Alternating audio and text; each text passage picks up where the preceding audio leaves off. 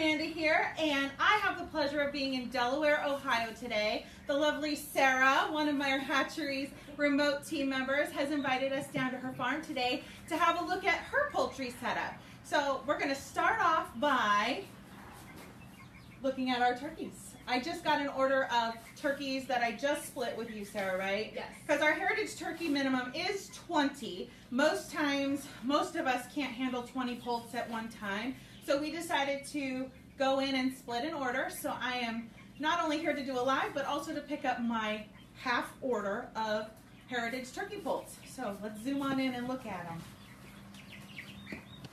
And Sarah, can you point out a few things in this brooder that may be special just when brooding turkey poults that you wouldn't do normally for chicks? So the one thing that I do have is, I'll show you, it's a water that doesn't have a very deep tray, and it doesn't put that much water out, because turkeys, they can drown in their water dish, and we do not want that to happen. They are not too smart when it comes to the water. Turkeys are a lot like infants. You kind of have to baby them a little bit once they first hatch, right? That is very true. And the other thing is, just like chickens, keeping the brooder at the correct temperature between 90 and 95 degrees. I have the heat lamp up a little bit because they are in the garage and it does get quite warm in here. Normally, if you were inside the house or in a basement, you would probably want it a little bit lower, but I do have it higher just because of how hot it is out here in the garage. And I do see you have your handy dandy thermometer. Oh yes, and as you can see, some special poo on there because I do put it underneath, especially at nighttime when the temperature does start to drop. I want to make sure we are still staying at that correct temperature. So we always recommend a thermometer. It doesn't have to be anything special or super expensive, but just something to help you keep track of that temperature, just because without their feathers, they cannot control their body temperatures. We can't throw a coat on them. So what we do is we use a heat lamp to regulate this brooder. And I see that it's draft free, which we also recommend with chicks and poults. And I see they're happy and running around. They're not huddled under the light, so you can tell that they're not super cold and they're not panting. They're not super hot. And then the other thing is, I do have them on a 27% organic game bird starter. You can do unmedicated or medicated. I chose to do unmedicated and organic, and that is something that I did get from Meyer Hatchery. And I personally, we all have different ways of raising poultry, and like I've said in lives before, my way is not always the best way. I personally raise mine on a high protein medicated feed. I have found that I've had less issues with coccidosis that way. Because turkeys seem to be more infantile after hatch, you have to baby them a little bit more. They tend to possibly eat their poop, and that's how they contract coccidosis. So the medication in the medicated feed will help prevent that.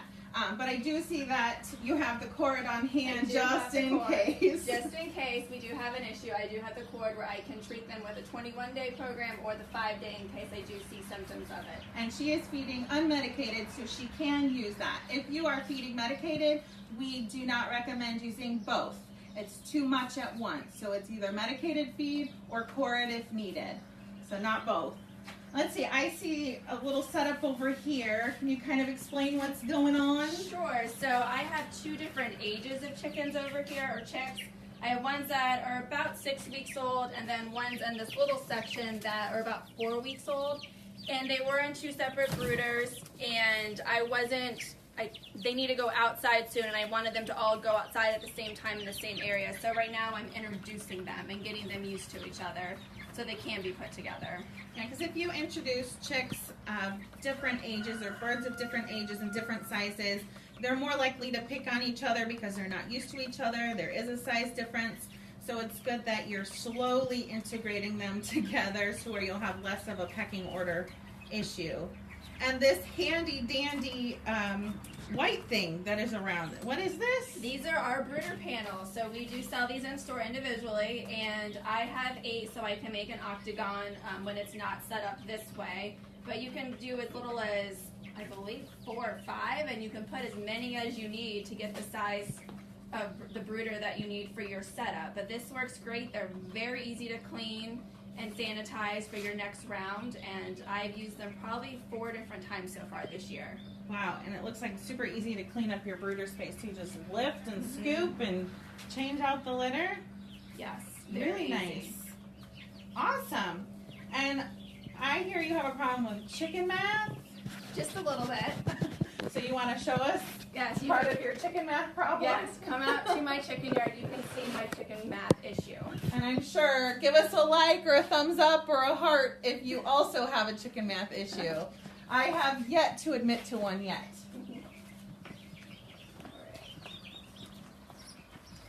Someone's tormenting our rooster. Oh yes, I'm very grateful. Miss Sarah has a rooster that tends to be a bit aggressive, so he is in rooster timeout just for this live so that we don't create a blooper for you. We won't be running through the yard being chased by the rooster. Yes, we don't have to have our ready boots on. Oh, we got treats. We have treats.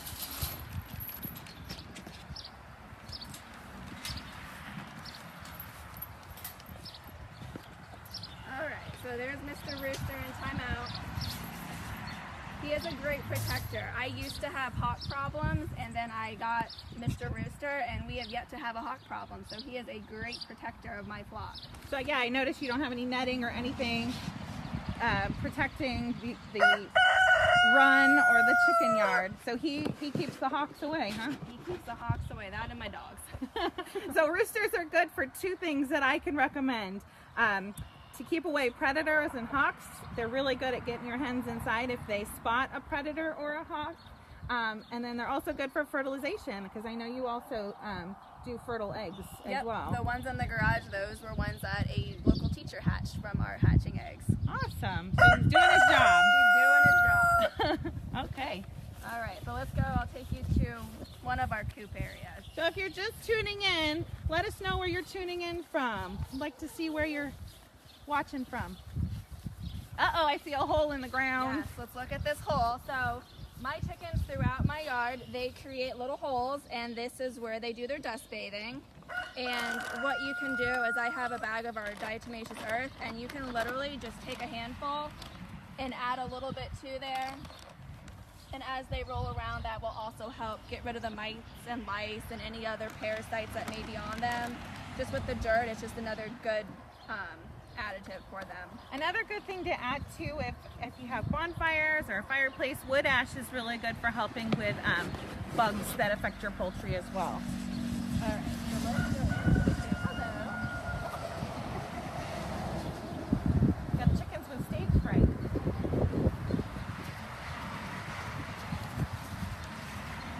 All right, so this is one of the chicken areas that I have. It's a 10 by 20 structure.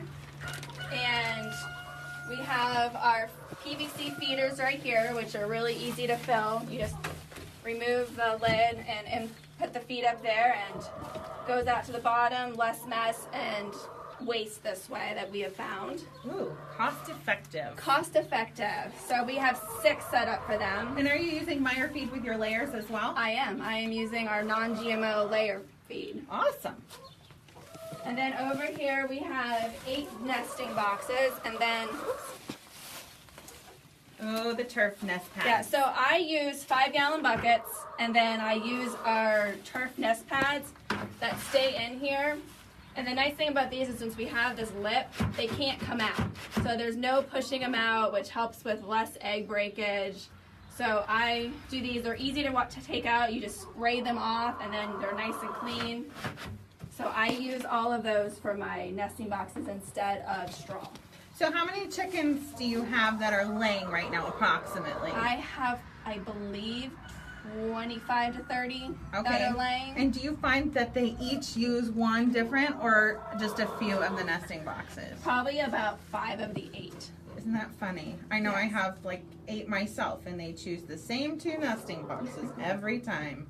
Another thing that I like about the turf nesting pads is if you do get an egg with a little bit of yuck on it, you can simply just rub it along the turf, and it cleans up the egg real nicely without having to actually wash it, which is kind of nice. And I do love that you use the branches. Yes, we use the branches on them. Just found them out in the yard, falling down branches, and cut them to size. And they like to perch on them, which, I mean, something else for them to do. I love it. And how many eggs do you get a day? Right now, between 20 and 30. Oh, that's quite a few. And you eat them all? No. No, I do not. Believe it or not, my children do not like eggs that much. That's so silly. So then the other thing that I do use occasionally is our nesting box blend. And you literally just take a handful and, and just sprinkle some on the nesting turf. And you can also do this on straw or any other material that you use. Oh, I can smell it. It smells like a spa. It smells so good. Pampered hens. Pampered hens. So it is natural, it is organic, and Let me smell this. want to smell it? It smells so good. Oh my goodness. I bet you could put that in a little satchel in your clothing drawers, and it would probably smell good too, so it would double as that. Yep. So yummy smelling. So there's another place for chickens. There is. So I added 45 more chickens this February to our wonderful chicken yard. Wow. And I see they're not on top of each other. They have plenty of space. No, our chickens have this entire area that's fenced right here that you can see. So we have about between 70 and 75 chickens, and they have this entire area between the barn that we're about to go into and the coop. So they're not on top of each other at all. Which is good. They get a lot less bullying, pecking order issues when they have plenty of space. Mm-hmm. Plus you get more eggs when they're happy. Yes, you do. And I love how you have a variety of breeds. What's your favorite breed in your whole flock? My favorite breed? I would probably say the Easter eggers. Not one looks the same. This year we got really lucky. We have a white Easter and all white one over here. Oh, how pretty. So we have white rocks, and then we have this white Easter egger, and you can tell the difference because of the leg color. So you can see that it's that greenish color. So that's how we knew that she was a white Easter egger. Oh, and she's got those little muffs. And she has a little musk, but yeah, I absolutely love Easter eggers. So I think we have about 20 Easter eggers out here. And the egg color varies too. Yes, by it the does. bird. They're Yes. not all the same shade of green or blue. They can even lay brown. They can lay brown. Absolutely. So yeah, so we just have this in here for them. Just more area to go. It's shaded, it's cool, it has a nice breeze in here. Speaking of shaded and cool, I am so happy that Ohio is getting a little bit of a relief from the heat and humidity today. Yes. I've been having like Texas big hair, don't care because of the humidity. We're a little more tame today, gratefully. But speaking of that, we have a contest running right now. What is the hashtag? Hashtag MH Beat the Heat 2018. Okay, hashtag Beat the Heat 2018. We would like for you to show us a video on our Twitter, Instagram, Facebook, or YouTube. Use the hashtag. We want you to show us your unique ways of keeping your flock cool this summer. If you have new, improved ways of doing it, old ways of doing it, we want to see how you do it. The winner, you'll have all month to enter until June 30th. June 30th, yes. And the winner will be chosen, I believe, on July 6th or around there. You'll get a $50 Meyer Hatchery gift card, which will buy you lots of new chicks. Who can complain about that? And you'll also get some fun Meyer Hatchery gear. So show us how you beat the heat with your flock on Instagram, Twitter, Facebook, or YouTube. Or all. Share them on all. And then be sure to also subscribe to our YouTube channel. We'd love to get more subscribers. We're trying to get to 1,000. Let's see if we can do that by July 6th. What else do we have to mention? Oh, the biggest thing ever. June 16th. Customer Appreciation Day at the Hatchery. I'll be there with my 3 kiddos. We're going to have so many fun things. It'll be from 8 a.m. to 2 p.m. Eastern in Polk, Ohio at the Hatchery. We will be having hatchery tours every hour. We'll be having giveaways. What else will we be having? We'll be having free food. Who Free doesn't love food! free food? Bring your kids. We'll feed them for free. We'll tire them out, and you can take them home and put them down for a nap. And you might have some chicks just hop into your car, which happens to me all the time. All the time. Is that how you ended up It with does. 45 more? That, and I'm known to, if I see another fellow person in the hatchery, I will help them put some more in their box too. Oh, so we will leave you at home. Yeah, don't bring me. Thank you guys so much for tuning in. Thank you so much, Sarah, You're for welcome. letting us see all of your cool poultry setup. Be sure to enter our contest, hashtag MH Beat the Heat 2018. Join us on June 16th for our customer appreciation, and I will see you next time. Have a good afternoon, guys. Bye.